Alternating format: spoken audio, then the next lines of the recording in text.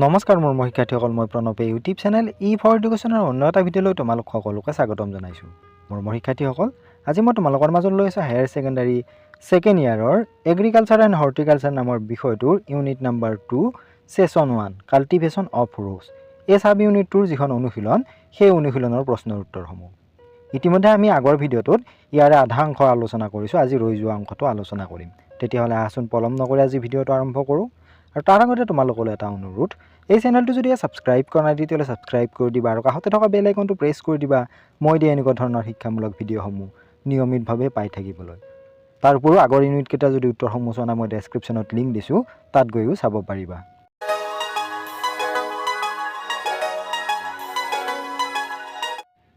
C subjective questions. Question number 1, তলত উল্লেখ কৰা পুষ্টি দ্ৰব্যসমূহৰ অভাৱজনিত লক্ষণবোৰ কি কি?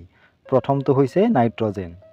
ইয়াৰ অভাৱত পাতৰ ৰং পাতল সেউজীয়াৰ পৰা হালধীয়া হৈ পৰে। সেয়েহে মাটিৰ pH 6তকৈ কম হ'লে চূণ প্ৰয়োগ কৰিব পাৰি। দ্বিতীয়বিধ হৈছে ফছফৰাছ। ইয়াৰ ফলত পাতৰ ৰং গাঢ় ৰঙা আৰু বেঙুনীয়া হৈ পৰে। গতিকে অনুকূল pHত P2O5 প্ৰয়োগ কৰিব পাৰি। অৱশ্যে pH কম থকাৰ ক্ষেত্ৰত চূণ প্ৰয়োগ কৰা উচিত। তৃতীয়বিধ হৈছে পটাছ। পটাছৰ কাষবোৰ শুকাই যোৱাটোৱে ইয়াৰ লক্ষণ। এই ক্ষেত্ৰত প্ৰতিজোপা গছৰ বাবে 5 লিটাৰ পানীত 10 গ্ৰাম KNO3 মিহলাই প্ৰয়োগ কৰিব লাগে আৰু যদি pH কম হয় তেন্তে কেলছিয়াম প্ৰয়োগ কৰিব লাগে। চতুৰ্থবিধ হৈছে বৰণ। ইয়াৰ ফলত পাতৰ তলৰ অংশ বা গুৰি অংশ পাতল সেউজীয়া হৈ পৰে। লগতে পাতবোৰ পকোৱা বা কুঞ্চিত হয় আৰু অগ্ৰস্ত মূলকবোৰ মৰি যায়। প্ৰতিজোপা জোপোহা গছত 5 গ্ৰাম বৰাক্স প্ৰয়োগ কৰি এই সমস্যা দূৰ কৰিব পাৰি। প্ৰশ্ন নম্বৰ 2, উপযোগিতা বা ব্যৱহাৰ অনুসৰি গোলাপ গছৰ শ্ৰেণী বিভাজন আলোচনা কৰা। উপযোগিতা বা ব্যৱহাৰ অনুসৰি গোলাপ গছৰ শ্ৰেণী বিভাজন তলত দিয়া ধৰণৰ। প্ৰথম হৈছে প্ৰেষ্ট্ৰেট ৰ'জেছ বা মাটি বগাই যোৱা গোলাপ। এইবোৰ চুটি ফুলাৰ বতৰ থকা জোপোহা আৰু কষ্টসহিষ্ণু পৰ্ণপতি উদ্ভিদৰ এটা সৰু গোট। এইবোৰে মাটিৰ চাপৰ ঢিলা বা তুলিৰ দৰে আৱৰণ গঠন কৰে আৰু এক ঘন স্তৰ সৃষ্টি কৰে, যাৰ বাবে এইবোৰ নদী বা পুখুৰীৰ পাৰত আৰু গছৰ পুৰণি মূৰাবোৰৰ ওপৰত ৰোপণ কৰাৰ বাবে অতি উপযোগী। দ্বিতীয়বিধ হৈছে হেজ ৰ'জেছ বা বেৰা গোলাপ। এইবোৰ এনে এক প্ৰকাৰৰ গোলাপ যিবোৰ বাগিচাৰ সীমা নিৰ্ধাৰণ কৰিবলৈ বা বাগিচাৰ চুকত অনিয়মিত বা স্বাভাৱিক বেৰা হিচাপে ৰোপণ কৰাৰ বাবে অতি উপযুক্ত। এইবোৰৰ স্বাভাৱিক দূৰত্ব ৰোপণ কৰা হয়, কিন্তু ইহঁতক সঠিক আকৃতিত ৰাখিবলৈ পাতলীয়াকৈ কলম কৰা হয়। তৃতীয়বিধ হৈছে শ্ৰাব ৰ'জেছ বা গুল্ম গোলাপ।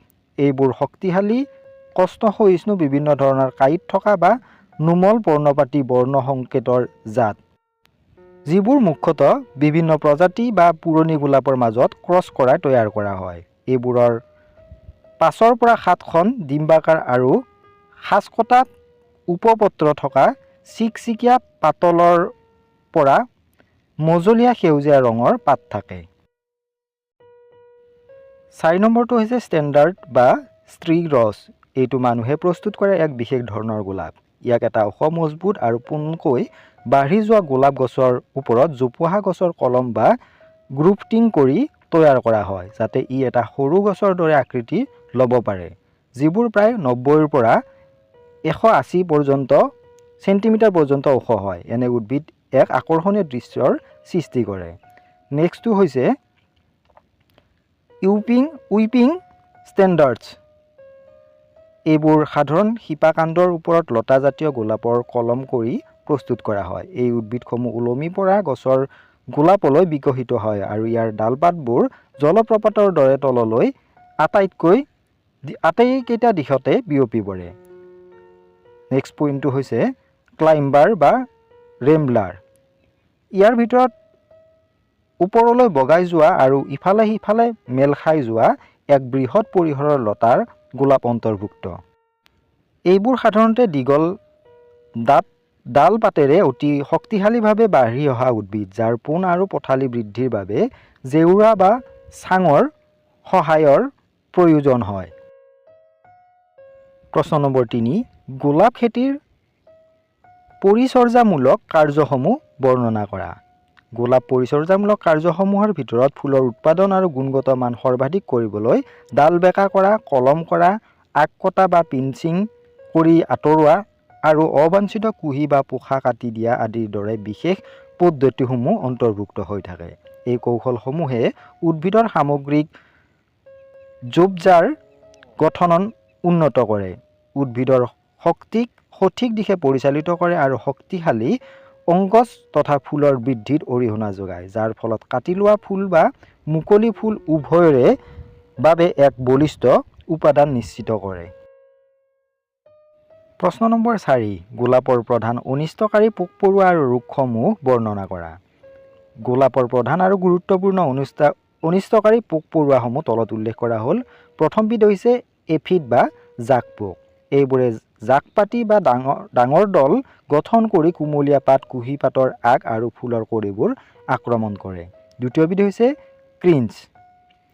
ইহঁতে ঘাইকৈ পাতৰ তলত পিঠি আৰু ফুলৰ কলিৰ পৰা গছৰ ৰস শুহি খাই থাকে, যাৰ ফলত পাতৰ ৰূপালী ৰঙৰ দাগ বা প্ৰলেপ পৰে।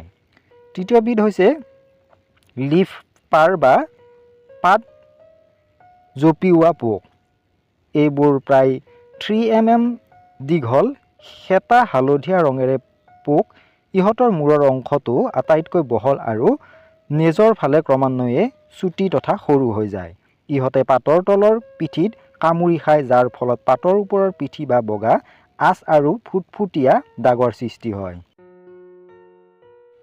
4 নম্বৰটো হৈছে স্পাইডাৰ মাইট বা মকৰা উৰণি। এইবোৰে পাতৰ তলৰ অংশ সূতাৰ দৰে জাল গুঠি খাদ্য প্ৰস্তুত কৰে, যাৰ বাবে পাতত বগা ফুটফুটীয়া দাগ পৰে। 5 নম্বৰবিধ হৈছে স্কেল ইনচেক্ট বা বাকলি পোক। ইয়াৰ আক্ৰমণৰ ফলত পুৰণি কাণ্ডৰ তলৰ অংশ ৰঙচুৱা মুগা বৰণৰ সহতা আৱৰণ গঠন হয়, কিন্তু নতুন কাণ্ডবোৰত ইয়াৰ আক্ৰমণ তুলনামূলকভাৱে বহুত কম হয়। গোলাপৰ গুৰুত্বপূৰ্ণ ৰোগসমূহ তলত উল্লেখ কৰা হ'ল। প্ৰথমবিধ হৈছে ডাইবেক।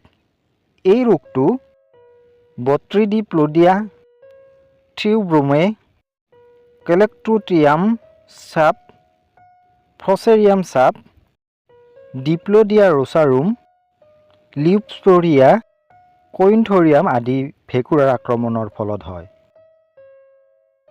দ্বিতীয় ৰোগবিধ হৈছে কাণ্ডমৰহি যোৱা বা কাণ্ড ব্লাইট। ডাইবেক ৰোগ সৃষ্টি কৰা ভেঁকুৰসমূহৰ যিকোনো এটা সংক্ৰমণৰ বাবে এই ৰোগ হ'ব পাৰে, কেৱল লিউপস্পৰিয়া কন্থেৰিয়াম বাদ দি, কাৰণ এই বিশেষ ভেঁকুৰবিধ গোলাপৰ কেংকাৰৰ ৰোগ সৃষ্টি কৰাৰ বাবে জনাজাত।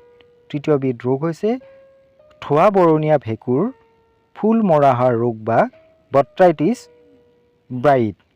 সেমেকা আৰু ঠাণ্ডা বতৰত গছজোপাত বা ইয়াৰ বিভিন্ন অংশত ধোঁৱা বৰণীয়া ৰঙৰ আৰু ধোঁৱা মুগা বা সেটা বগা ৰঙৰ ভেঁকুৰজাতীয় আৱৰণ গঢ়ি উঠে। ইয়াৰ ফলত ফুল আৰু পাতৰ লগতে নতুনকৈ মেলিব ধৰা কুঁহি পাতবোৰ মৰহি যায়।